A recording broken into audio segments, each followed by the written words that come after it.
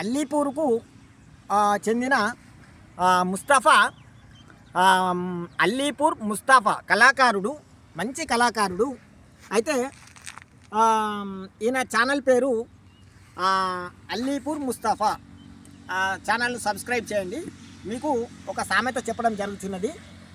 ఆయన కోరిక మేరకు, ఒక్క కొడుకని ఓల్లో పెట్టుకొని చాస్తే పాటి మీది దయ్యం వచ్చి పగలెత్తుకొని పోయిందట. ఒక్క కొడుకని ఓల్లో పెట్టుకొని చాస్తే పాటి మీది దయ్యం వచ్చి పగలెత్తుకొని పోయిందట. అంటే దీని అర్థం ఏంటంటే, ఒక్క కొడుకు అని చెప్పి, ఒకటే కొడుకు పుట్టిండని చెప్పి పాపము వాళ్ళు తల్లిదండ్రులు మంచిగా చదువుకుంటూ చదివిపించింది. మంచిగా ఒక ఉద్యోగస్తుని దాకా బీడీలు చేసుకుంటా దారం కట్టుకుంటా మంచిగా చదివిపించిన తర్వాత ఏమైంది, కొడుకు జాబ్ వచ్చింది. జాబ్ వచ్చిన తర్వాత మన పెళ్లి చేసిన తర్వాత వచ్చిన కోడలు మంచిది కాదు. వచ్చిన కోడలు ఏందనంటే, ఈ అత్త మామను ఓడుసు లేదు. అత్త మామను ఓర్వకి ఏం చేసింది, ఇక ఎట్లాగూ ఈ భర్తనేమో ఉద్యోగరీత్యా ట్రాన్స్ఫర్ అయిపోయిన తర్వాత నేను భర్త దగ్గరికి పోవాలి, నేను ఈ ముసలోళ్ళకి అన్ని పెట్టును ఉండుడేంది అని చెప్పి అనుకొని ఆమె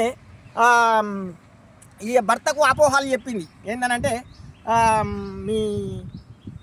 మీ తండ్రి రాత్రిపూట నాకు ఇబ్బంది చేస్తుండు, తలుపులు కొడుతుండు, ఇంటికి వెళ్ళి కొడుతుండు, ఇంటి ముందరికి వెళ్ళి కొడుతుండు, నాకు భయం పడుతుందండి, నాకు పై అంతా బుగులు అవుతుంది, నేను మీతోనే అత్త అని చెప్పి పాపము ఆ ముసలైన మీద ఒక నేరం మోపింది.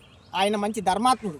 నేరం మోపిన తర్వాత సరే అని చెప్పి ఆయనకు అనుమానించి, మా నాన్న అటువంటి వాడు కాదు కానీ ఇది అంటున్నది కదా, సరే ఎందుకైనా మంచిగా అని చెప్పి భార్యను తీసుకొని పోయాడు.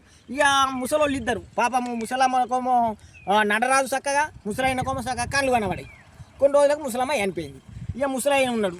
ముసలైన పాపం అటు ఇటు పోవాలి ఇబ్బందికి, ముసలైన కూడా ఒడిసిపోయిండు. అంటే ఒక్క కొడుకని ఓళ్ళో పెట్టుకొని చాస్తే పాటి మీద దయ్యం వచ్చి పగలెత్తుకొని పోయిందట.